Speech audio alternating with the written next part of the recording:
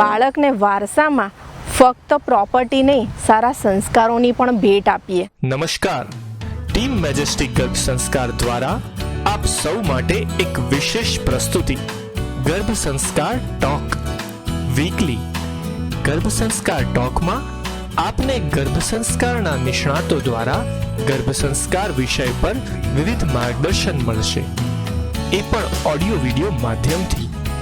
ચાલો શરૂ કરીએ આજનું ગર્ભ સંસ્કાર ટોક.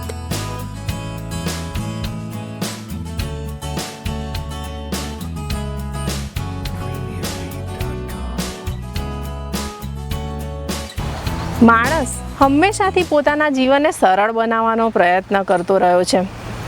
આજે ટેકનોલોજીના માધ્યમથી જીવન જરૂરિયાતની નાનામાં નાની વસ્તુ પણ એને ઉત્તમ બનાવી છે. તો પછી ઉત્તમ મનુષ્યો બનાવવાનું કામ આપણે ભગવાન પર કેમ છોડી દીધું? હજુ પણ આ વાત આપણે નથી સમજી શકતા કે બાળકની અંદર અમુક ટાઈપનો સ્વભાવ, અમુક પ્રકૃતિ એનામાં ક્યાંથી આવે છે. જો એના મૂળની વાત કરીએ તો આ માનવ જીવનનું મૂળ છે ગર્ભાવસ્થા. મિત્રો, આ વાત દીવા જેવી સ્પષ્ટ છે કે માતાના આહાર, વિહાર અને વિચારોની અસર બાળક પર ચોક્કસ થાય છે. જો હિરણ્યકશ્યપુ જેવા દાનવના ઘરે ભક્ત પ્રહલાદ જેવા દેવનો જન્મ થાય તો એની પાછળનું કારણ શું હોઈ શકે છે? એનું કારણ છે ગર્ભ સંસ્કાર. ગર્ભ સંસ્કાર આપણા હિન્દુ શાસ્ત્ર પ્રમાણેના 16 સંસ્કારોમાંનો એક સંસ્કાર છે અને સૌથી મહત્વનો સંસ્કાર છે. માનવ જીવનનો પાયો એટલે કે ગર્ભ સંસ્કાર. માતાના ગર્ભમાં રહેલું બાળક ખૂબ સંવેદનશીલ હોય છે.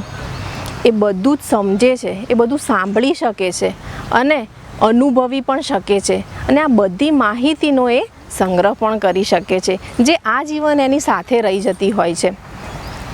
માતાના ગર્ભમાં રહેલું બાળક સતત નવું જાણવા, શીખવા માટે આતુર હોય છે. એટલે જો માતા દ્વારા સારી પ્રવૃત્તિઓ કે સારા વિચારો ના થાય તો પછી બાળકને તો આજુબાજુના વાતાવરણમાંથી જે મળશે તે લઈ લેવાનું છે. મોડર્ન સાયન્સે એવું સાબિત કર્યું છે કે માતાના વિચારોની અસર બાળક પર થાય છે. એટલે માતાના જેવા વિચારો હોય અને જેવો અભિગમ હોય એ જ બાળકના સંસ્કાર અને સ્વભાવ બની રહેતા હોય છે. તો બાળકના જીવનના આ 90 વર્ષનું કામ આપણે 9 મહિનામાં જ કરીએ. બાળકને વારસામાં ફક્ત પ્રોપર્ટી નહીં, સારા સંસ્કારોની પણ ભેટ આપીએ.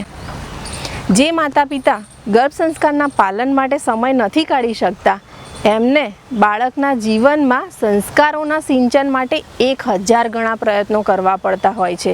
એમાં પણ ગર્ભ સંસ્કારની બરાબરી તો નથી હોતી.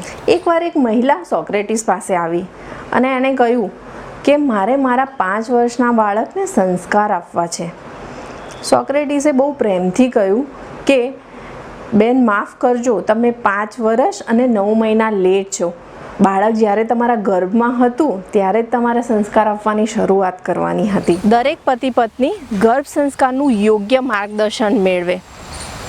આ 9 મહિના દરમિયાન એક પણ દિવસ ગુમાવ્યા વગર દરેક પતિ પત્ની ગર્ભ સંસ્કારનું પાલન કરીને જ એક બાળકને જન્મ આપે અને આ દેશ, આ સમાજ અને આ દુનિયાને ઉત્તમ સંતાનની ભેટ આપે. જો આપને આ વિડીયો ગમ્યો હોય તો લાઈક કરશો અને આપના મિત્રો સાથે પણ શેર કરશો. આપ આ ચેનલને જરૂરથી સબસ્ક્રાઇબ કરજો અને બેલ આઇકન દબાવવાનું ભૂલતા નહીં, જેથી કરીને આવનારા સમયના નવા વિડીયોઝની આપને તરત જાણકારી મળે. આપ વધુ જાણકારી માટે અમારા ફેસબુક અને ઇન્સ્ટાગ્રામ પેજ ઉપર જોડાઈ શકો છો. અમારી યુટ્યુબ ચેનલ સાથે પણ જોડાઈ શકો છો અને ગર્ભ સંસ્કારને અનુરૂપ કોઈ પણ માહિતી જાણવા માટે આપ અમારા નંબર પર પણ કોલ કરી શકો છો, વોટ્સએપ કરી શકો છો.